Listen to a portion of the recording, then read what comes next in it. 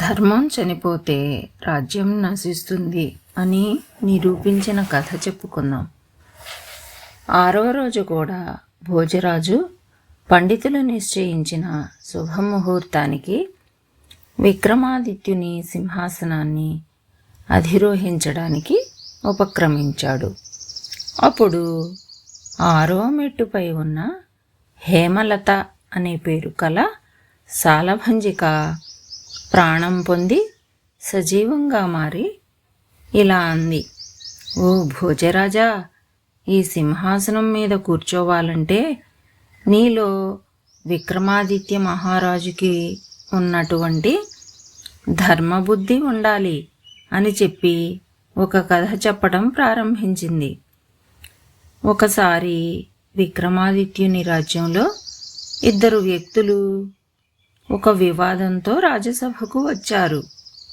వారిలో ఒకరు రైతు, మరొకరు వ్యాపారి. వారి సమస్య ఏమిటంటే, రైతు తన పొలాన్ని వ్యాపారికి అమ్మేశాడు. కానీ ఆ పొలంలో దాగి ఉన్న నిధి అమ్మకం తర్వాత బయటపడింది. అప్పుడు వ్యాపారి, నేను పొలం కొన్నాను కాబట్టి అందులో ఉన్న నిధి నాదే అన్నాడు.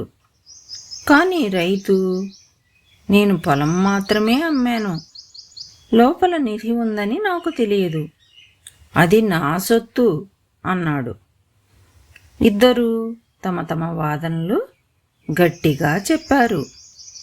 సభలో ఉన్నవారు విక్రమాదిత్యుడు ఏం తీర్పు చెబుతాడా అని ఆసక్తిగా గమనిస్తున్నారు. మహారాజు కొద్దిసేపు లోతుగా ఆలోచించి వారిని ఈ విధంగా ప్రశ్నించాడు. రైతు, నీకు ఈ నిధి గురించి ముందే తెలుసా అన్నాడు. తెలియదు మహారాజా అన్నాడు రైతు. వ్యాపారి, నువ్వు ఈ నిధి కోసం పొలం కొనుగోలు చేశావా అని వ్యాపారిని అడిగాడు. కాదు మహారాజా అన్నాడు వ్యాపారి. అప్పుడు రాజు చిరునవ్వుతో ఇలా అన్నాడు, ఇద్దరికీ ఈ నిధి గురించి ముందే తెలియదు అంటే ఇది దేవుడి దానం లాంటిది, కాబట్టి ఈ నిధిని ఇద్దరూ సమానంగా పంచుకోవాలి అన్నాడు.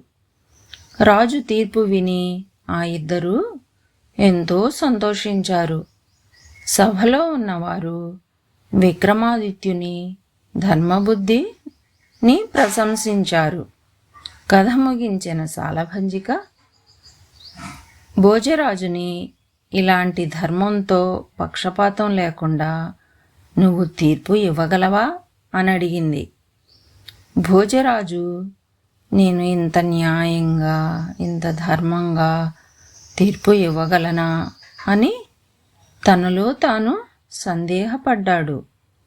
అంతలో పండితులు నిశ్చయించిన శుభముహూర్తం దాటిపోయింది.